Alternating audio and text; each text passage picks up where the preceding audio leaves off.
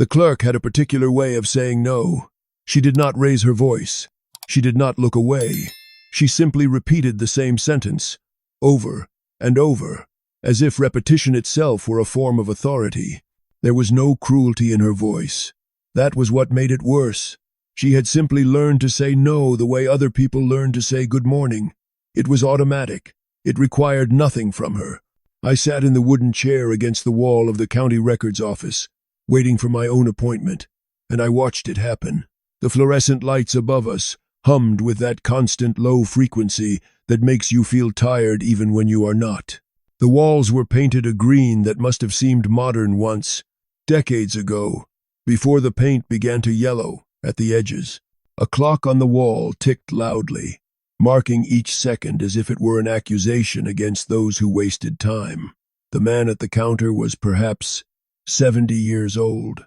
He wore a coat that had been mended more than once at the elbows, and he leaned heavily on a cane made from a piece of oak branch, sanded smooth but never varnished. His left leg was gone below the knee, entirely gone. The trouser leg was pinned up neatly, the way a man learns to pin it when he has been doing so for 15 years or 20. He had come to file a claim. Something about property lines. Something about a fence his neighbor had built 3 inches onto his land.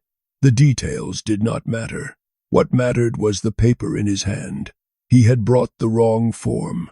The clerk explained this to him with the patience of someone explaining arithmetic to a child who would never understand. "You need Form 17B, she said. "This is 17A. The man looked at the paper. He turned it over, as if the answer might be written on the back. His hands were large and worn, the hands of someone who had worked with them all his life. "I filled out what they gave me at the front desk," he said. She nodded. "That was a mistake. You will need to start again." The line behind him had grown. 4 people now. 5. A woman in a blue hat checked her watch. A young man in a suit shifted his weight from foot to foot. A mother held her daughter's hand. The child, staring at the pinned trouser leg, with the unguarded curiosity of children. No one said anything. The man at the counter did not move. He stood there, one hand on his cane, the other holding the useless form, and something in his posture told me he had stood like this before, in other lines, before other windows, facing other clerks, who had their own particular ways of saying no. "Miss," he said quietly, "I drove 14 miles to get here." His voice was not angry.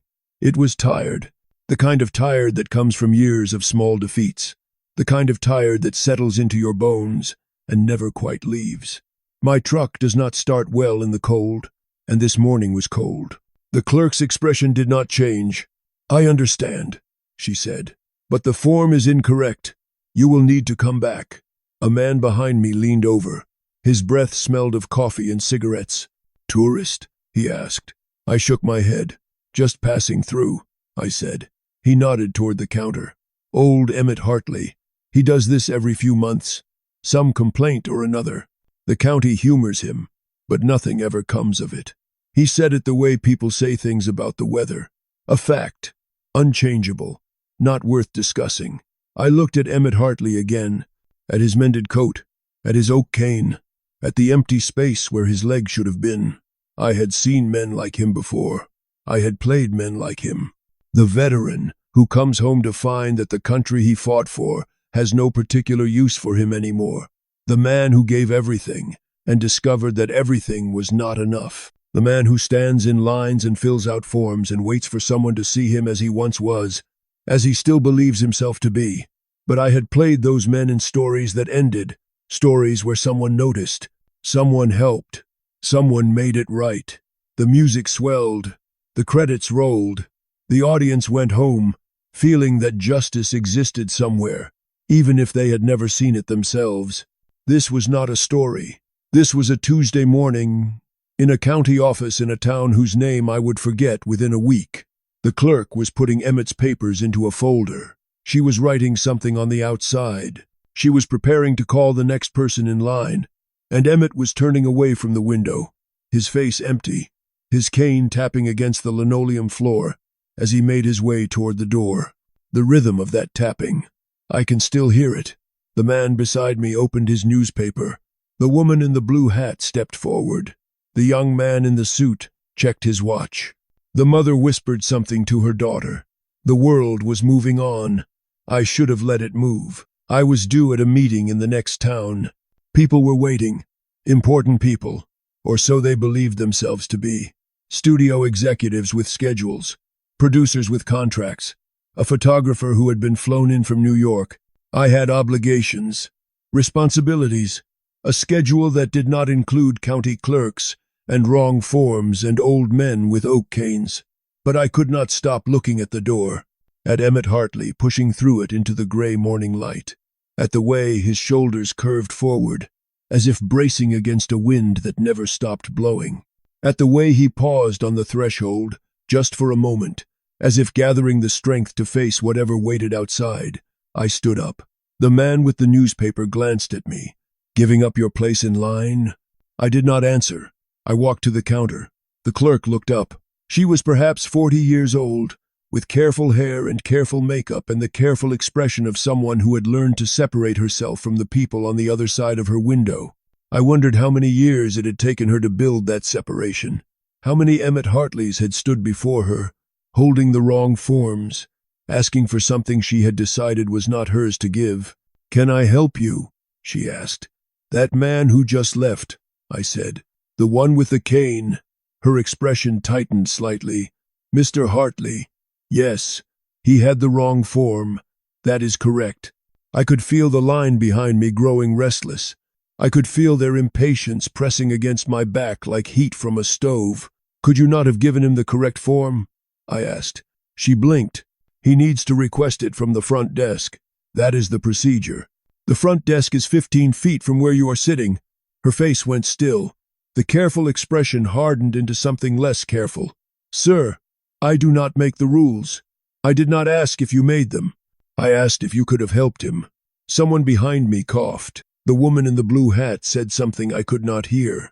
The young man in the suit sighed loudly, theatrically, as if his inconvenience were the most important thing in the room.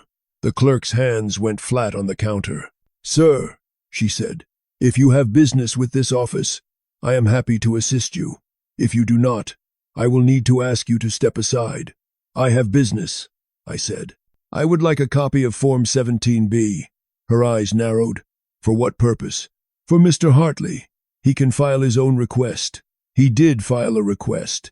He received the wrong form." "That is not my responsibility." I leaned forward slightly. Not close enough to threaten, just close enough to make sure she heard me. "Whose responsibility is it?" The silence stretched. Behind me, the young man in the suit muttered something about wasting time. The woman in the blue hat turned and walked toward the door, her heels clicking sharply against the floor. The mother pulled her daughter closer. But the clerk did not move. She was looking at me with the expression of someone who has been asked a question she has never considered. Whose responsibility was it? Not hers. Not the front desk. Not the county. Not the state. Not anyone's.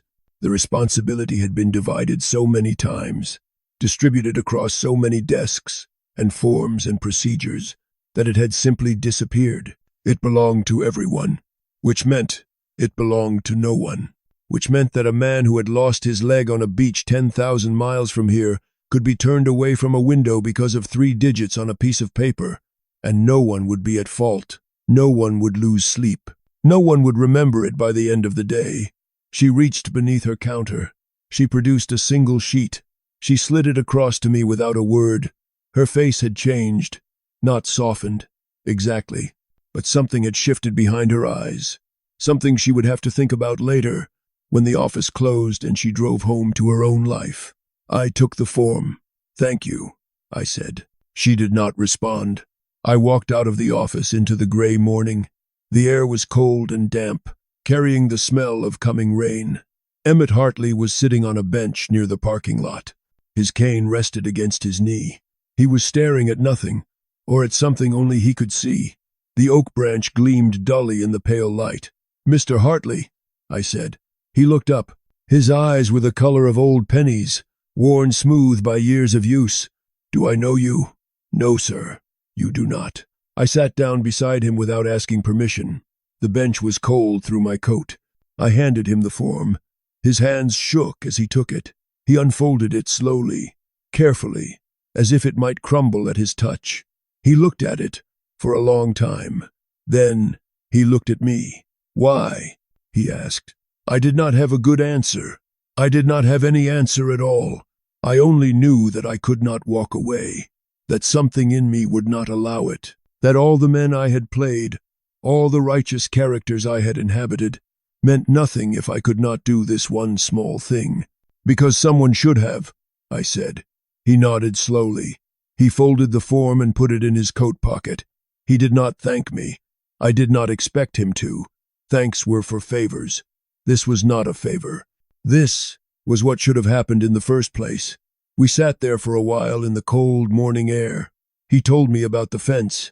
3 inches, he said. 3 inches his neighbor had stolen. It was not about the land. A man does not go to war over 3 inches of dirt. It was about the principle. It was about being seen, being heard, being treated as if his claim mattered as much as anyone else's, as much as a man with 2 legs and a new coat and a car that started in the cold. I asked him where he had served. "Pacific," he said. "Guadalcanal." He said the name the way men say the names of places where they lost something that cannot be recovered. A place where boys became old men in a matter of weeks, where the jungle swallowed everything, including the parts of yourself you thought you would always keep. He did not elaborate. Men who had been there rarely did. The things they had seen were not for sharing. They carried them alone, in the dark spaces behind their eyes, and they went on living as best they could. When I stood to leave, he looked up at me one more time.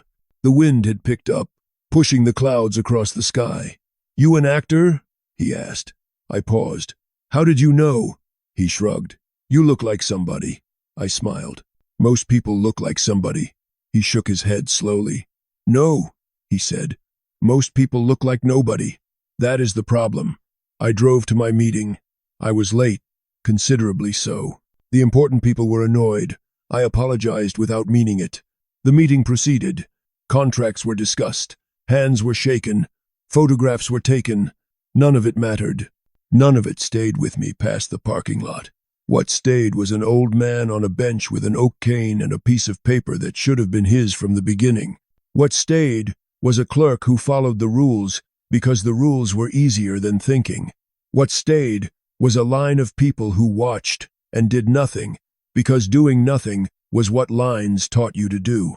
I have thought about Emmett Hartley many times over the years, more often than I have thought about the films that made my name, more often than I have thought about the awards or the applause or the faces that recognized me in crowds. I never learned whether he won his dispute about the fence. I suspect he did not. 3 inches of land in a small town is not the kind of battle that gets won. It is the kind of battle that gets outlasted. One side gives up, one side dies. The fence remains where it is, and eventually everyone forgets there was ever a dispute at all. But I like to think that for one morning, in one county office, in one forgotten town, somebody noticed.